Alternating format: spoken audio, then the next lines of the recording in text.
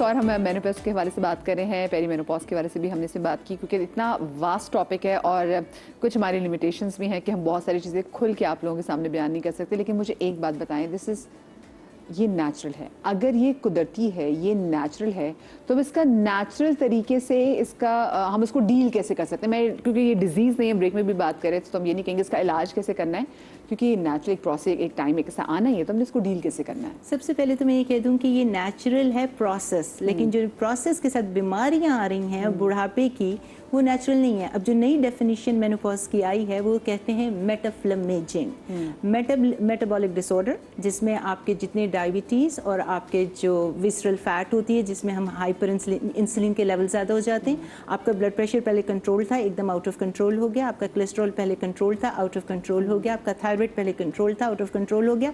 Metabolic disorder आना शुरू हो जाते हैं। हर एक में हर अलामात नहीं आते। प्लीज़ हमें ये सोचना होगा कि हर एक में कुछ में कम आते हैं, कुछ में ज़्यादा। ये मतलब नहीं कि आप ये सुनकर ये कहें कि और ये चेकलिस्ट मेरे में भी आ रहा, मेरे में, आप डर जाएं।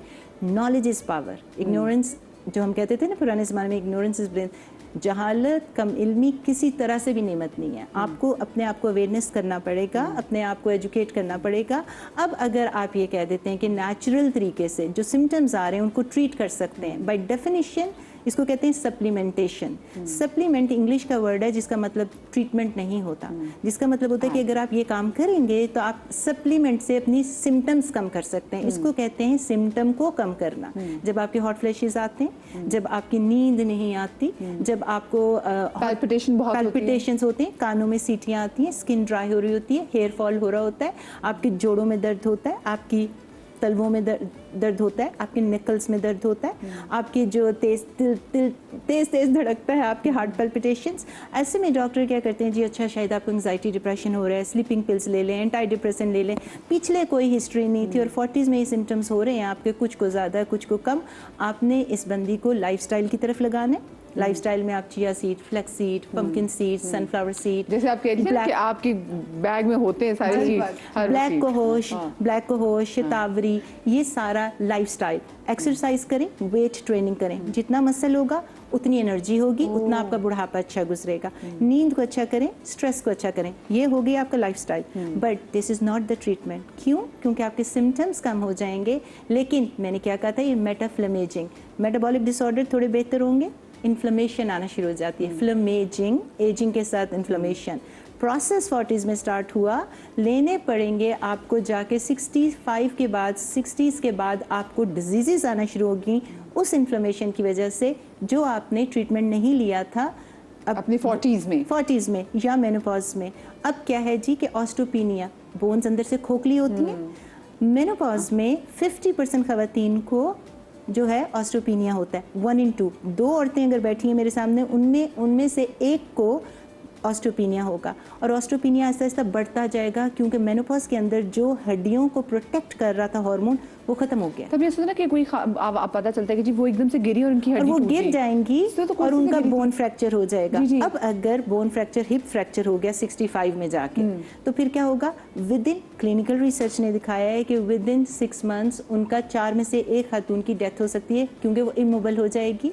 वो जब चेयर पे बैठ जाएगी और जिलेगी नहीं, उसका मसल मैस खत्म होगा। मसल मैस खत्म होगा, उस डिजीज़ को कहते हैं सार्कोपीनिया। अब ये सुनने में बड़ा ख़तरनाक लग रहा है, हर एक को हर चीज़ नहीं होगी, लेकिन इसी तरह औरतों का जब मेनोपॉज में जो एस्ट्रोजन आपके हार्ट को बचाता है हार्ट डिजीज़ से, 65 में जो खातून है उसको हार्ट डिजीज़ उसी तरह मेनोपॉज के बाद उसका लेवल वही हो जाता है जो आदमियों को होता है। आप कहते हैं ना आदमियों को मेनोपॉज जो होता है, आदमियों को हार्ट डिजीज़ ज़्यादा होती है, औरतों को नहीं होता। मेनोपॉज के बाद आपके हार्मोन जो थे प्रोटेक्ट कर रहे थे, ख़त्म। अब आपको भी हार्ट डिजीज़ या हार्ट का दौरा उस तरह ही पड़ेगा। और क्लिनिकल रिसर्च ने दिखाया है कि जब औरत को हार्ट डिजीज़ का दौरा पड़ता है 65 में, तो वो पहले ही अटैक में जहाँ बक हो सकती है एज कम्पेयर टू मैन। आदमियों को 1-2 चल पड़ते हैं। ये ऑस्टोपीनिया, ऑस्टोपोरोसिस, जो खोखलापन हड्डियों का फ्रैक्चर, हार्ट डिजीज चल पाता कि let's talk about Alzheimer disease. Alzheimer disease का प्रोसेस जो है 45 की एज में, अगर आप इंसिडेंट्स देखें अल्जाइमर डिजीज का, 20% खवातीन को एज कम्पेयर टू मैन आदमियों को 10% होता है, आदमियों औरतों को 20%। ये प्रोसेस जो होता है आपका स्टार्ट पहले हो जाता है। 65 के बाद जाके आपको अल्जाइमर डिजीज़ होती है, जो कि आपकी न्यूरो डिजेनरेटिव चेंजेस जिसे कहते हैं, क्योंकि आपके ब्रेन को प्रोटेक्शन वाला हार्मोन खत्म हो गया था। आपको ये चेंजेस 50-60s में नहीं आनी, कुछ को 65 में, कुछ को 75 में। अब अगर जितने भी कैंसर थे आपके, ब्रेस्ट कैंसर, कोलन कैंसर, जितने आपके हेड टू टो जो कैंसर्स थे, वो सारे इन्फ्लेमेशन की वजह से उनका रिस्क हाई हो जाएगा। अब अगर क्योंकि जो आपके हार्मोन्स होते हैं वो आप कार्डियो प्रोटेक्टिव होते हैं, आपके ब्रेन को न्यूरो प्रोटेक्टिव होते हैं, कार्डियो प्रोटेक्टिव होते हैं, बोन्स को बचाते हैं, इन्फ्लेमेशन को कम करते हैं, जिसकी वजह से आपके कैंसर का रिस्क कम हो जाता है। अब अगर आप ये कहें जी कि हमारी दादी नानी जो थी वो तो बड़ी हेल्दी थी, बहुत सेहतमंद थी। By the way, life expectancy अगर आप पीछे जाएं 100 साल पहले तो, और उससे भी 200 साल पहले, तो वो थी 34। ये स्टैट्स हैं, ये फैक्ट है, ये साइंस है, हम हवा में नहीं बात कर रहे कोई। उसके बाद अगर 2 साल पहले पीछे चले जाएं तो 34 से वो 44 हो गई थी। और औरतें मेनोपॉज के अंदर इतनी देर जिंदा नहीं रहती थी। कोई एक दादी जिंदा रह ली, नानी जिंदा रहेगी 60 साल तक, वो 60 साल में फौत हो गई। आपने कहा जी उसको बीमारी कोई नहीं थी, वो तो बड़ी हेल्दी थी। आजकल की औरत 50 में जाके जवान हो रही है, शादियां कर रही हैं, बच्चे 40 में पैदा कर रही हैं। मेनोपॉज अगर आपको हो जाएगा तो उसके बाद जो बीमारियां आएंगी, nobody wants to be called कि मुझे आंटी कहो, मेरा वजन ज्यादा हो जाए, मेरी स्किन खराब हो जाए। तो ये अगर आप नहीं लेंगे हार्मोन्स, अगर आप उसके कैंडिडेट हैं, ये नहीं है कि हर बंदा हार्मोन ले, लाइफस्टाइल कम्स फर्स्ट। लेकिन देखिए मैं वही देख रही हूँ कि बल्कि पहले ज़्यादा अगर लाइफस्टाइल में कहते जो चीज़ें कंज्यूम करती थी वो बहुत नेचुरल होता था, लेकिन आपने कहा जैसे आहिस्ता आहिस्ता आपकी एज की लिमिट बढ़ रही है। अब एजिंग जो है, हम कहेंगे जी कुदरती अमल है, लेकिन जो एजिंग के साथ बीमारियां आ रही हैं, हम कहते नहीं है अल्लाह मियां हमें चलते फिरते लेके चला जाए, हम किसी के ऊपर मोहताज ना हो। आप कैसे मोहताज नहीं होंगे अगर आपने वो वाली डिजीज का 20 साल पहले नहीं सोचा। और ये आपको डिजीजेस लॉन्ग टर्म प्लानिंग भाई 20 साल पहले आपको करना है। ये स्लो प्रोसेस है जो स्टार्ट होगा इन्फ्लेमेशन का, और उसमें आपकी गट भी इन्वॉल्व है। क्योंकि टाइम शो का टाइम भी, मुझे बताएं क्विकली हम अपनी डाइट में ऐसी क्या चीजें ऐड करें कि ये कल जो मेनोपॉज हमें होगी, जो which is natural, which has to happen. क्या कभी ऐसा हुआ है कि किसी को मेनोपॉज ना हुआ हो? पूरे इसमें अगर आपका XX क्रोमोसोम है, हर औरत को जिसका XX क्रोमोसोम है सबको होना है, सबको होगा। तो जब आपको होना ही है तो उसको डील कैसे करना है, खाना कैसे खाना है, और मतलब आई मीन क्या क्या चीजें खानी है, मैं सबसे इस पे बात करूंगी। मदिया मेरे साथ कॉलर मौजूद है इस्लामाबाद से। अस्सलाम वालेकुम। अस्सलाम वालेकुम मदिया, कैसी हैं आप? बिल्कुल ठीक, अल्लाह के शुक्र। मदिया क्या पूछना चाहेंगी? मैं मदिया, मेरे 2 क्वेश्चन हैं डॉक्टर साहब से। जी जी।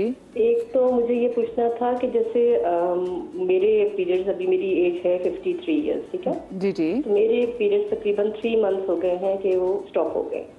तो मुझे ये पूछना था कि अब्रप्टली वो स्टॉप हो जाते हैं, ये भी ठीक है, या फिर मुझे किसी डॉक्टर से कंसल्ट करना चाहिए?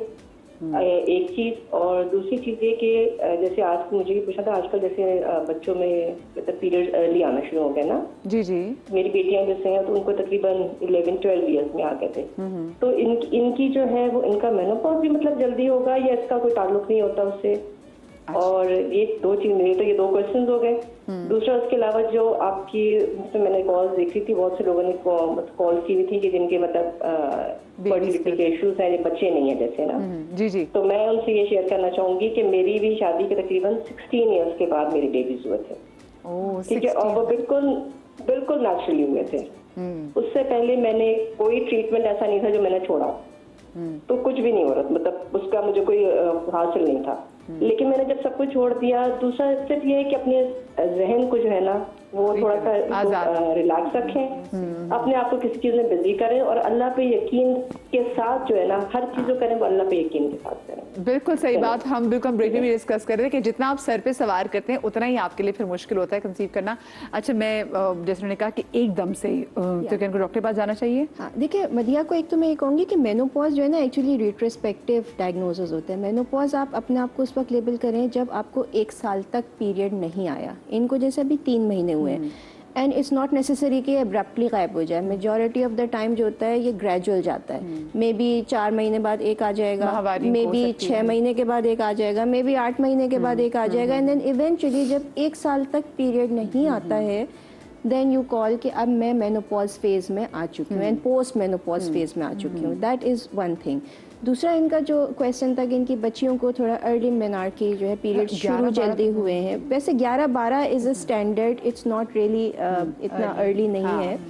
लेकिन मेनार्की और मेनोपॉज जेनेटिक्स का भी उसके अंदर काफ़ी लिंक होता है, लाइफस्टाइल का भी होता है, एनवायरमेंटल फैक्टर्स का भी होता है, प्लस जेनेटिक्स का भी होता है. तो अक्सर आप देखें कि ये पूछा जाता है कि आपकी मदर को मेनोपॉज कब हुआ था. जिन बच्चियों को जल्दी लड़कियों को या औरतों को जल्दी मेनोपॉज हो जाता है उनकी जेनेटिक हिस्ट्री होती है जल्दी मेनोपॉज की. सो ये ज़रूरी नहीं है कि अगर किसी को अर्ली मेनोपॉज अर्ली मेनार्की हुआ तो अर्ली ही मेनोपॉज होगा. तो इनका अपना इनबिल्ड और दूसरे फैक्टर्स भी उसके अंदर होते हैं. सही, ठीक है. अच्छा, डाइट वैसे आपने क्या अपनी डाइट में वो तब्दीली की? जब सीड्स का तो आपने बता दिया हमें. और क्या क्या खाती हैं? मैं आधा परिंदा हूँ मैं. वैसे वेट कितना आपने गेन किया? मेरा लेट्स से अगर पहले 58 से 60 तो होता था, अब 64 हो गया. तो आपने ज़रा इसको सर पे सवार तो नहीं किया कि नहीं, नॉट एट ऑल. मैंने बताया था ना, थैंक्स टू माय मोमानी, शी सेड नेचुरल है, सुकून करो, सर पे नहीं सवार करना. मैंने इसको कभी उस तरह सर पे सवार नहीं किया. ओह माय गॉड ये हो गया. It's okay. मस्कुलर स्पैज़म्स भी होते हैं, मेरी फैमिली को पता है, दे हेल्प मी आउट. वो मना कर रहे थे, यार ये मत जाले साफ करें, फिर आप कहेंगी मेरा बाजू ये हो गया. But I can't stop myself, I keep myself busy. So I do stretch yoga की फॉर्म में या कार्डियो की फॉर्म में I do exercise. I take time, जब 5 मिनट 10 मिनट हो निकालती जैसे हूँ. ना वेट ट्रेनिंग बहुत ज़रूरी है. हाँ, बहुत ज़्यादा फ्राइड और शुगरी स्टफ जो है that I stay away from. कोई फिजी कार्बोनेटेड ड्रिंक्स नहीं, बिल्कुल नहीं. सादा पानी पीती हूँ, चाय कॉफ़ी बहुत कम. और पानी का भी बात करती कि आपने पानी का इंटेक बढ़ा दिया. पानी बहुत इंटेक, बिकॉज आपके मसल हेल्थ आपकी डिपेंड ही हाइड्रेशन पे करती है. कम पानी पियेंगे तो हर दूसरे दिन आपको ये मसले. मैंने अपने 2 फ्रोजन शोल्डर्स खोले हैं, मैं खुशी से बता रही हूँ खुद अपनी एक्सरसाइज पे. और मैं गई भी डॉक्टर पे ना, एक पॉइंट आता है बंदा है डॉक्टर पे चले जाओ. मैं गई तो उसने कहा देखें उसका ये है, आप आ जाएं फिजियोथेरेपी. मैंने कहा भाई मैं रोज ड्राइव करके नहीं आ सकती.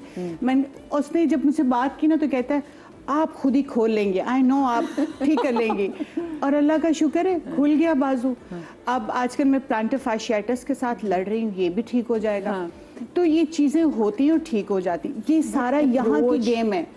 चावल रोटी ज़रा कट डाउन, अगर 1 रोटी खाती थी आधी कर दी है. चावल बहुत थोड़ा 2 से 3 टेबल स्पून, या कभी बहुत ही पुलाव शलाव हो तो 1 प्लेट खा भी लेती हूँ, लेकिन उसको बैलेंस कर लें. फाइबर ज़रूर मैं ऐड करती हूँ, चाहे इसबगोल ले लूँ या चाहे फ्रूट्स की वेजिटेबल, रॉ वेजिटेबल ज़रूर खाती हूँ. थोड़ा सा फ्रूट भी कार्ब्स हैं, शुगर है, सो हाथ रोक के. तो अल्लाह का बड़ा करम है. I am happily enjoying this phase of my life. I am happy. हाँ, आई थिंक एवरीवन शुड. लेकिन इसको डील कैसे करना है ये. अच्छा, क्या मैं जैसे पूछी कि क्या चीज़ खुराक में क्या चीज़ अपनी ऐड करें? अच्छा, खुराक भी वो वाली लेनी चाहिए जो आपके एस्ट्रोजन के लेवल को बढ़ाती है. वो प्लांट बेस्ड होती है, फाइटोएस्ट्रोजन, जिसमें ब्रोकली सब्जियां आ जाती हैं. उसके साथ एंटी इन्फ्लेमेटरी फूड जो कि आपकी इन्फ्लेमेशन कम करती है, जिसमें हम कहते हैं अदरक और हल्दी वाली चीज़ें, ब्लैक पेपर, भरपूर है. एब्सोल्युटली. और उसके साथ आपने ये भी देखना होता है कि एक गुड अमाउंट ऑफ जो फैट होती है, क्योंकि उससे आपके हार्मोन्स बन रहे होते हैं, एवोकाडो जैसी चीज़ें. और फर्मेंटेड, बताइएगा, आपने कहा अदरक और हल्दी, हम इसको खानों में पका हुआ खाएं या फिर हम अलग से दूध में हल्दी डाल के अदरक चबाने, क्या करना है? सप्लीमेंट्स ज़्यादा हेल्पफुल होते हैं क्योंकि उसकी वो ख़त्म ना हो ना उसके असर. और उसके बाद आप ये देखें कि chia seed, flax seed, pumpkin seed और प्रिमरोज, ऐसी चीज़ें भी आपको हेल्प करती हैं. और फिर आपने एक्सरसाइज भी करनी होती है, उससे आपका मसल बन. लेकिन ये भी बता दें कि प्रिमरोज के लिए भी ये है कि एक सर्टेन एज के बाद आप उसको रोज लें. हार्मोनल इम्बैलेंस को कम करने के लिए initially in the stage of प्रिमरो हम देते हैं इसको. और जब हम कोई हार्मोन स्टार्ट करते हैं तो ये एनेक्डोटल एविडेंस होता है, जिसका मतलब होता है कि ये हिकमत और वो वाली चीज़ें हैं जो सदियों से चल रही हैं, लेकिन इसके पीछे बहुत ज़्यादा ह्यूमन रिसर्च नहीं है. तो आप सिर्फ पीयर रिव्यू से सीखते हैं कि अच्छा इस आंटी का काम कर गया, इनका काम कर गया. टेलीविजन पे कुछ डॉक्टर्स ऐसे थे क्योंकि दिमाग में बैठे हुए कि स्किन अच्छी होगी, स्किन अच्छी हो जाएगी, जो इवनिंग प्रिमरोज ऑयल हो जाएगी. तो इसके पास बहुत पीछे वो नहीं होती रिसर्च, लेकिन आप चूंकि इस्तेमाल करके थोड़े अरसे के लिए इट हेल्प्स यू ना सर्टेन सर्टेन एक्सटेंट में। उसके बाद जो आपने फाइबर और फर्मेंटेड फूड, गट की हेल्थ बहुत ज़रूरी होती है इस एज के अंदर। जिस तरह उन्होंने कहा फाइबर, फर्मेंटेड फूड में आपके कीफर, किमची, सावर क्रॉट, ये वो सारी चीज़ें होती हैं। एप्पल साइडर विनेगर, अचार वाली चीज़ें आपकी स्किन की हेल्थ अच्छी करती है, वो आपकी ओवरऑल आपकी हेल्थ से। योगर्ट, कीफर बड़ी विनेगर में आपकी जो ये चीजें यहाँ पे पाकिस्तान लोकली नहीं मिलती ना। व्हाट आई डू इज अदरक लेके और मैंने कच्ची हल्दी लेके उसको छील के उसको ग्राइंड करके तो वो आइस ट्रे में मैंने जमा ली हुई है। तो एक क्यूब डाल के with little bit of black pepper, because उसके बगैर वो आपकी बॉडी में इंजेस्ट नहीं होती है। सिर्फ तो वो ग्रीन गर्म पानी में एक क्यूब डाली ब्लैक पेपर डाल के तो आप क्या बताइए टाइम क्योंकि शो का जो खत्म हो गया है, मैं एक चीज मैं आपको सिर्फ बता दूं प्लीज मेरा कि फाइटोएस्ट्रोजन फिर ट्रीटमेंट नहीं है। अभी उन्होंने हड्डियों की बात की थी और हॉट फ्लैशेस जिस खातून को आ रहे होते हैं, it is an indication of future कि उसको फॉलेज या उसको अल्जाइमर डिजीज हो सकता है। ये फ्यूचर की इंडिकेशन है। और जो हड्डियां आपकी खराब हो रही होती हैं वो फ्यूचर की इंडिकेशन, फ्रोजन शोल्डर के 20-30 साल में आपका इश्यू। आपसे भी एक जुमला मैं लेना चाहूंगी, मैं कहूंगी कि पॉजिटिव आउटलुक रखिए, एक्सेप्ट कि this is a natural process, because acceptance चीजों को, उस प्रोसेस को बहुत आसान बना देती है, उससे डील करने में आपको बहुत हेल्प आउट करती है। Thank you so much, thank you so much ji. आप लोग अपना बहुत सारा ख्याल रखिएगा, शाद रहिए, आबाद रहिए, अल्लाह पाक आपको रात के गम से महफूज रखे। जिंदगी दी तो आपसे अगले हफ्ते मुलाकात होगी। अल्लाह हाफ़िज़। Thank you.